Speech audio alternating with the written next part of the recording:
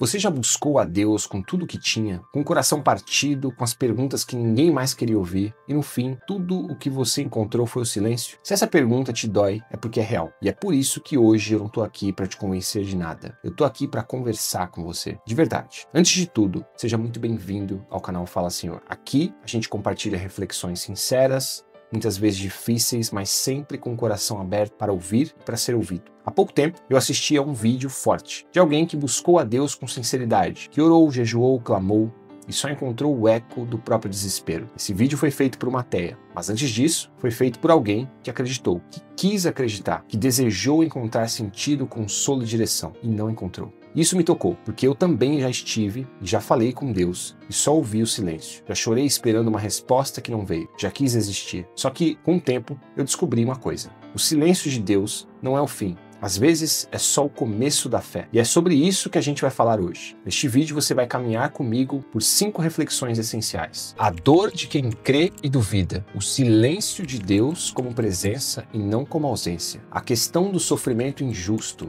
e por que ele não intervém como esperamos. A fé como escolha pessoal e não só herança cultural. O silêncio como linguagem divina e como resposta inesperada. Esse vídeo não é para te dar respostas prontas, é para abrir caminhos. Caminhos entre a tua dor e uma presença que, mesmo quando se cala, não te abandona. Como escreveu C.S. Lewis, quando perdeu sua esposa e também enfrentou esse silêncio profundo. O silêncio de Deus não é ausência. É às vezes o grito mais profundo, como o de um pai que observa o filho cair, mas sabe que não pode impedir o crescimento. Se esse tipo de reflexão fala com você, já se inscreve aqui no canal. Ativa o sininho, porque toda semana a gente publica conversas assim. Reais, cheias de fé, mas sem fingimento. Então, se você já se sentiu sozinho na presença dele, fica comigo. Vamos atravessar esse deserto juntos. A dor de quem crê e duvida. Crer dói, e ninguém fala disso com sinceridade suficiente. A maioria das pessoas acha que ter fé é viver com certezas,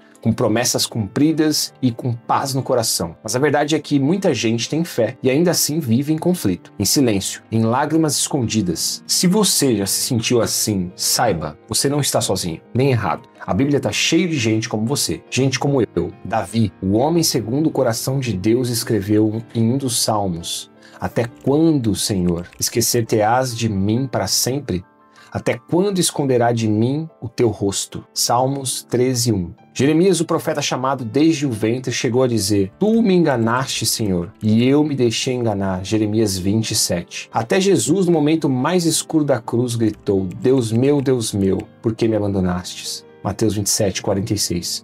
O silêncio de Deus não é um fenômeno moderno. Ele atravessa toda a história da fé. E o mais impressionante, não é um sinal de que Deus te rejeitou, mas sim de que você está vivendo a fé real, aquela que não se alimenta só de respostas, mas de confiança. C.S. Lewis, que perdeu a esposa para o câncer, ficou devastado e escreveu em seu livro: "O silêncio de Deus é um grande terror. Não é que ele não exista, mas que talvez esteja presente de forma diferente do que esperamos." E aqui está o ponto central. Muitas vezes esperamos de Deus uma resposta rápida, uma sensação clara, uma emoção forte, mas ele não age como um terapeuta nem como um operador de milagres por encomenda. Às vezes ele é o pai que permanece em silêncio, porque sabe que há um tempo certo para cada revelação, um tempo de formar tua maturidade. Como escreveu Robert Sarah, o silêncio é uma linguagem de Deus. É no silêncio que ele age mais profundamente. Dói? Dói sim, porque o silêncio confronta a nossa pressa, a nossa ansiedade, o nosso desejo de controle. Mas esse silêncio também cura. Ele prepara, ele transforma. Então, se você está vivendo esse tempo agora, não pense que sua fé está fraca. Talvez ela esteja apenas sendo purificada. O silêncio não é ausência. A ausência não significa abandono. Mas isso é contraintuitivo, não é? Porque quando a gente ora e nada acontece, quando a dor só aumenta e Deus não responde, a impressão que dá é que ele virou o rosto. A verdade é que a nossa geração se acostumou a interpretar tudo com base no imediatismo. A gente confunde silêncio com desinteresse, tempo com indiferença, processos com castigos. Mas e se o silêncio de Deus for como um professor durante uma prova? Se essa mensagem está fazendo sentido para você até aqui, deixa o like. Isso ajuda muito essa reflexão a alcançar mais pessoas que também precisam ouvir isso. Você já ouviu essa analogia? Quando o aluno está sendo testado, o professor fica em silêncio. Ele não sumiu, ele está ali, observando, confiando no que ensinou, presente, mas calado. No deserto, o povo de Israel passou 40 anos ouvindo pouco e andando muito, mas ali Deus estava formando um povo, não apenas livrando, estava ensinando a confiar, mesmo sem ver. Isso me lembra de algo que Inácio de Loyola dizia: na aridez, Deus está mais perto do que nunca, mas ele se esconde, não para nos ferir, mas para nos libertar da dependência das sensações. Quando Deus se cala, talvez ele esteja te chamando para ouvir de um outro jeito, não com os ouvidos, mas com a alma, com o tempo, com o silêncio dentro de você, porque o barulho da vida pode abafar a voz dele. Como disse Robert Sará, para escutar a Deus é preciso silenciar a própria alma. Deus não se impõe, ele sussurra, e só quem silencia escuta. Esse tipo de silêncio não é o vazio, é o espaço onde Deus te transforma, onde ele resgata a tua essência, onde ele te faz parar de procurar apenas respostas e começa a buscar presença. Talvez Deus não está dizendo não, talvez ele está dizendo: espera, eu estou aqui, só estou falando em outro idioma. O sofrimento que grita perguntas. Poucas coisas desafiam tanto a fé quanto o sofrimento injusto. Ver uma criança sendo abusada, uma família soterrada, uma pessoa boa morrendo de uma doença rara, essas cenas não apenas doem, elas gritam dentro da alma, e com razão. É natural perguntar: onde está Deus quando o mundo sangra? Se ele pode tudo, por que ele não faz nada? Essa é uma das perguntas mais antigas da humanidade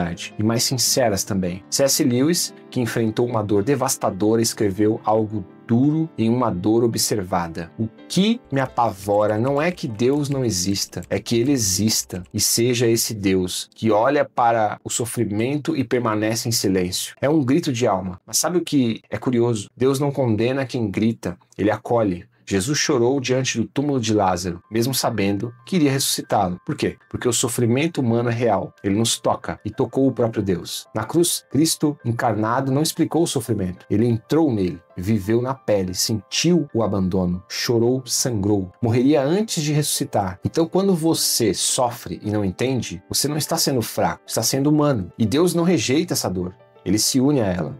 Robert Sará diz: o sofrimento, quando vivido em silêncio com Deus, transforma a alma. Ele não explica o mal, mas redime o que parecia perdido. Mas e o sofrimento gratuito? A dor sem sentido? Algumas dores talvez nunca façam sentido aqui, e está tudo bem dizer isso. Nem tudo precisa ser justificado para ser atravessado. Sabe o que me ajuda? Lembrar que o sofrimento, por mais brutal que pareça, não tem a palavra final. Como Paulo escreveu: as aflições deste tempo presente não podem ser comparadas com a glória que há de nos ser revelada.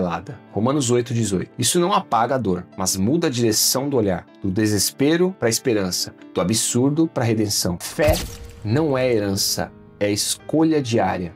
Muita gente, quando perde a fé, percebe que nunca escolheu de verdade. Só herdou. Herdou dos pais, da cultura da igreja, dos medos, e isso é legítimo. A maioria de nós começa porque cresceu cercado de crença. Mas chega um ponto em que a fé precisa deixar de ser uma cópia e virar uma identidade real. No vídeo que inspirou essa reflexão, a autora diz que percebeu que sua fé não era revelada, era cultural. E que quando passou a questionar, tudo desmoronou. Essa experiência é mais comum do que parece. E ela pode ser um fim ou um recomeço. Porque a fé herdada em algum momento precisa morrer para que a fé escolhida nasça. Como disse o escritor Timothy Keller, uma fé que nunca foi questionada é frágil. A dúvida não mata a fé, ela purifica. Sim, questionar dói e às vezes assusta, mas é o início de algo muito mais profundo. Uma fé que não depende mais de tradições, mas de convicção, que não sobrevive por medo, mas floresce por amor. Jesus mesmo confrontou isso. Ele dizia: não pense que podem dizer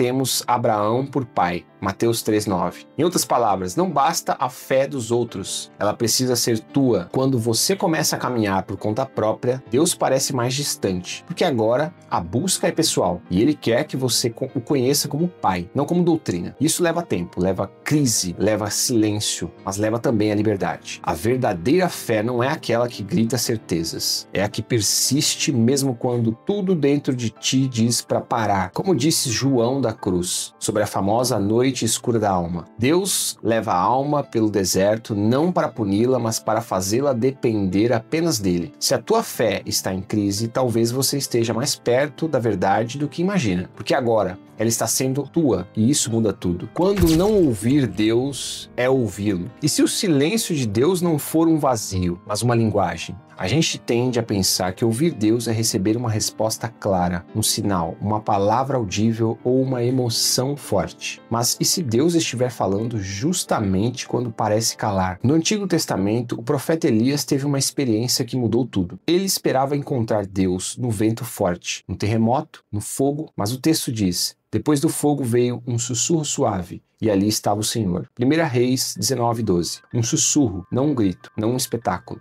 Deus estava no quase nada, no som que só ouve quem silencia. Robert Sarah escreve: o mundo moderno rejeita o silêncio porque teme o que pode ouvir dentro de si, mas é exatamente ali que Deus fala. Talvez você esteja esperando Deus agir com barulho, mas ele sussurra. E para ouvir um sussurro, é preciso calar todo o resto. Você já esteve num lugar barulhento tentando ouvir alguém? A pessoa fala, mas o ambiente não deixa. Não é que ela não está falando alto, é que o ruído não deixa você escutar. A vida, às vezes, é esse lugar barulhento. E Deus é essa voz que continua falando, mas espera que você entre no silêncio para ouvi-lo. E mais, às vezes Deus se cala, não porque está distante, mas porque confia em você. Como um pai que já ensinou o filho a andar e agora solta a mão, permite que caia, permite que ele tente outra vez, que se levante, porque isso faz parte do crescimento. O silêncio de Deus pode ser o espaço onde a tua voz finalmente aparece, onde a tua fé amadurece, onde a tua identidade se forma. Como diz o Salmo 46:10, aquietai-vos e sabei que eu sou Deus. Aquietar não é desistir, é confiar. Se você não está ouvindo Deus agora, talvez ele esteja te ouvindo. E isso, às vezes, é tudo o que precisamos. Entre o silêncio e a voz. Se você chegou até aqui, talvez seja porque esse silêncio também é seu. Talvez você esteja orando sem resposta, chorando em secreto, ou até cogitando desistir da fé, porque já não sente nada. Eu não tenho fórmulas, nem promessas fáceis, mas eu tenho uma convicção nascida da dor. Deus continua presente, mesmo quando tudo parece indicar o contrário. Ele não é um aplicativo de respostas instantâneas, ele é pai. E pais às vezes se calam para que a gente aprenda a andar com as próprias pernas. O silêncio de Deus não é punição, não é abandono, às vezes é lapidação. É nesse silêncio que a tua fé deixa de ser infantil e se torna madura, que a tua relação com ele deixa de ser dependente de sinais e passa a ser sustentada por confiança. Você pode até não sentir Deus agora, mas isso não significa que ele se foi. Significa que ele confia que você vai continuar mesmo assim. Como disse C.S. Lewis, a fé é o ato de segurar firme aquilo que aceitamos ser verdade,